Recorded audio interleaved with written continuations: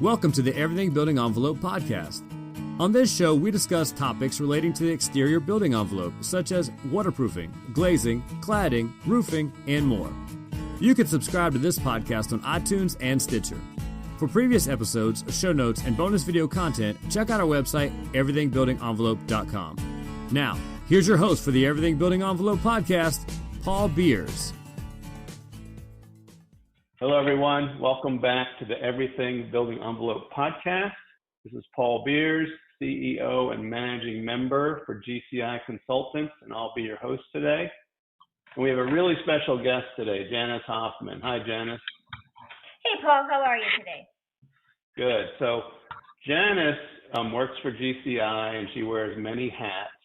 And one of the hats you wear, Janice, is that you're the producer of the podcast. Are you not? Yes, I am, and it's a pleasure to do so. And how many podcasts are we up to now? 65. 65, wow. And Janice, you've done every single one of them, haven't you? I have indeed. Yeah.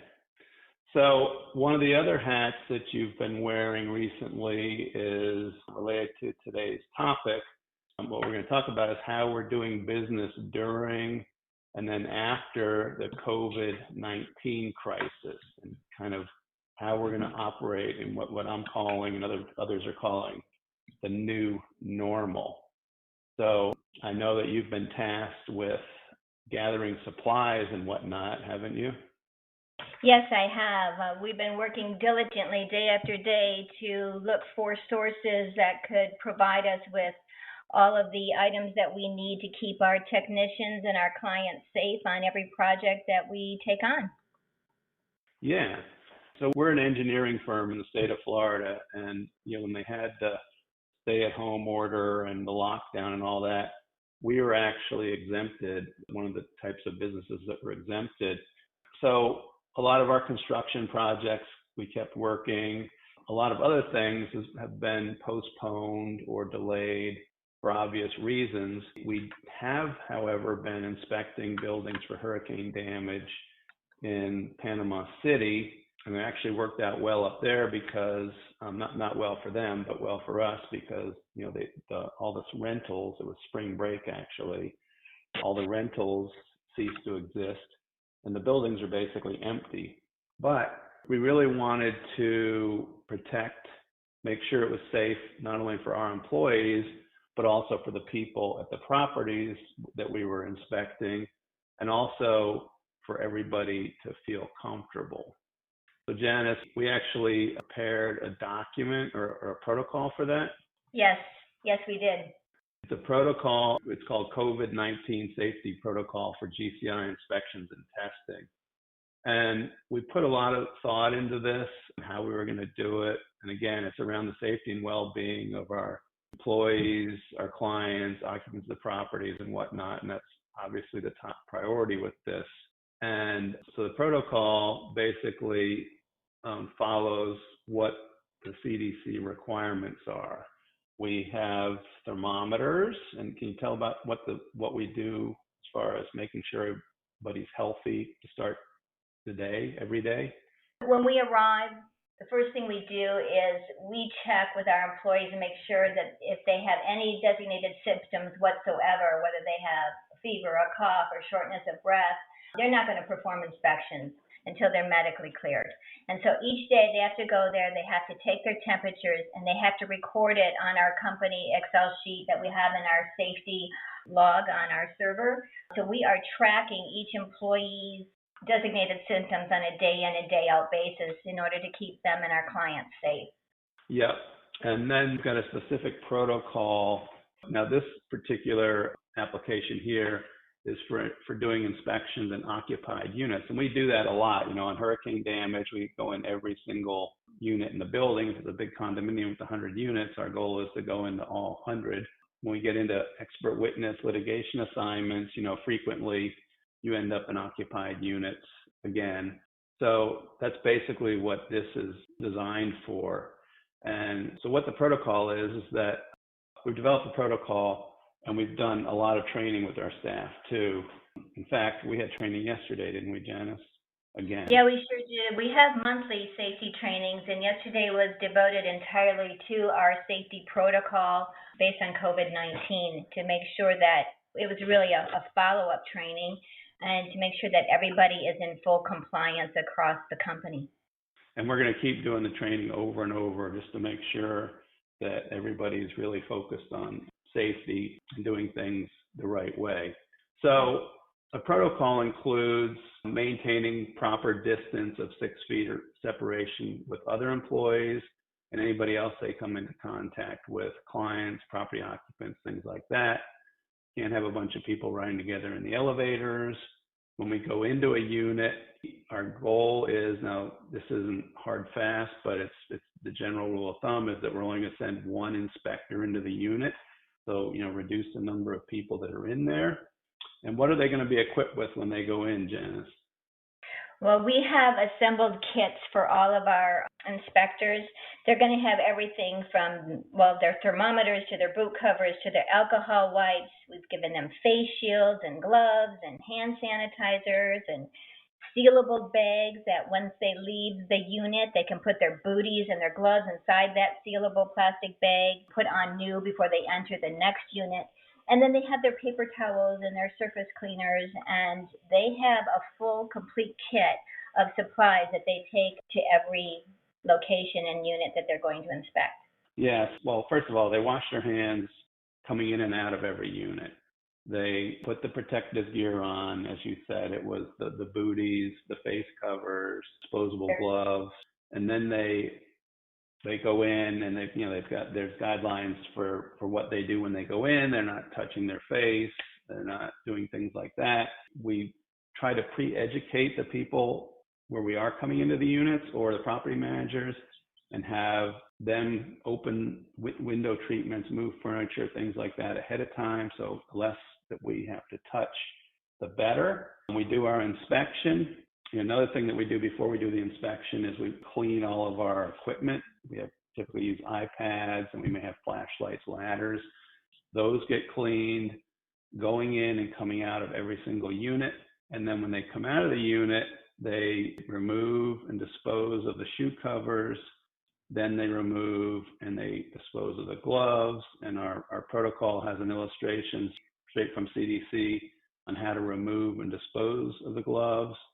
We then wash our hands with soap and water for at least 20 seconds, or use the sanitizers if the soap and water is not available.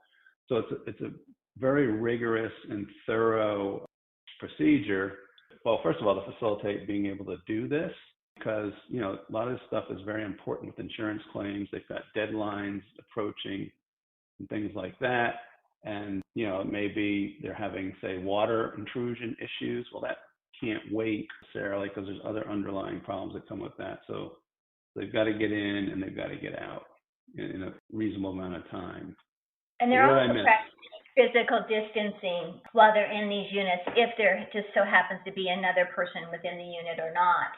But we've got that down pat by now. This is second nature to our technicians at this point, which is really great. Yeah, now we've been doing these inspections all along without incident. We haven't had any problems with anybody getting sick or being sick or getting sick. And I think the comfort level has been pretty good. Another thing that we have on our protocol is a hotline number. So if there's any questions or concerns, there's, and Janice, you're one of the hotline people, one of your many hats. Yeah. Yes. And that there's an 800 number, a toll-free number that they can call if there's any concerns or any issues with that where they can basically, get answers or let us know if there is a concern that needs to be addressed. So our goal is to, continue to be able to provide great service to our clients safely, keep things moving. And, that kind of comes to the subject of the new normal, as we call it. What's this going to look like going forward? And I think nobody knows. Do you know, Janice? No, I really don't know, but I'm anxious to hear from your conversations you've had with people in the industry, what some of the things you might be anticipating. Well, there's certain things are going to be done differently, I think, forevermore. One thing that's happened real quickly was everybody's using Zoom for virtual meetings. So, even when we're setting up to go into a building, we have a Zoom call and we go over everything and we show them what we're doing. And I think things like that are probably not going to change. For sure, it's going to be a long time, or maybe never, that we do away with some of these steps that we're doing. I mean, it's just common sense, the washing the hands and cleaning the equipment. And, I don't know if I'll have to use gloves forever, but, if we do, we will. We've always worn the booties anyway, just to keep from trapping dirt. I don't know about face covers, if that lives on. But, clearly some of this stuff I think is going to ultimately make things better for everybody in the long run, just because it's good practice. We never had to do it before, but, maybe it would have been a good idea, I guess.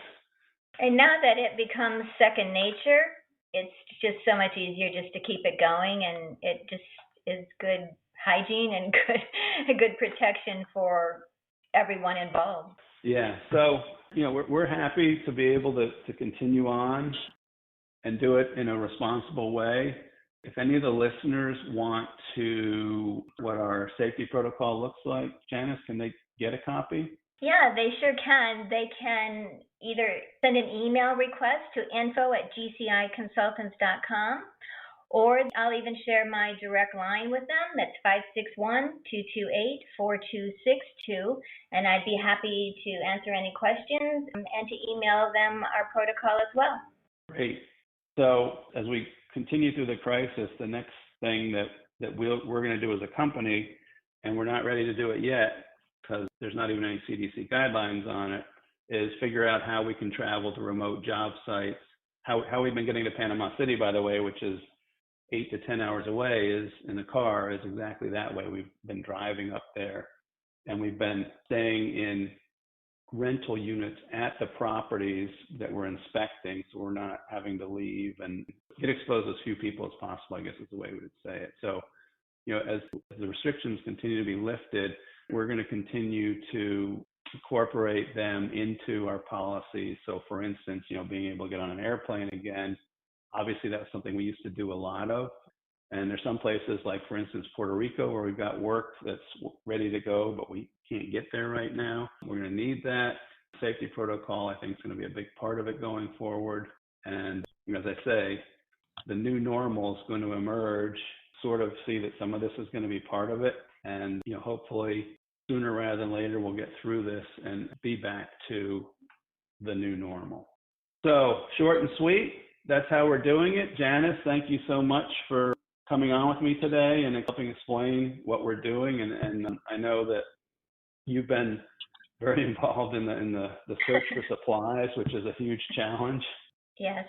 It's been a fun endeavor, actually, because when you think about the safety of our employees and clients and understanding how important it is to all of us going forward, we have had success. So I'm happy to report that we've got backup supplies for all of our inspectors. And as their kits run low, we'll be able to ship them out additional supplies and just keep them running, and they'll keep taking care of our clients. So we're in good shape.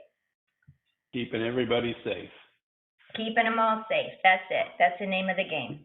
Yeah. So I'd like to thank everyone for listening to our podcast today. And I invite you to take a further look at GCI Consultants and our services on our website, www.gciconsultants.com. You can also reach us at 877-740-9990 if you have any need for our services, which are related, obviously, to the building envelope. Thank you once again, and I look forward to talking with you next time on the Everything Building Envelope podcast. So long, everyone. Thanks for joining us today. Please subscribe to this podcast on iTunes or Stitcher. For more information on the Everything Building Envelope, previous episodes, show notes, bonus video content, and much more, check out our website, everythingbuildingenvelope.com.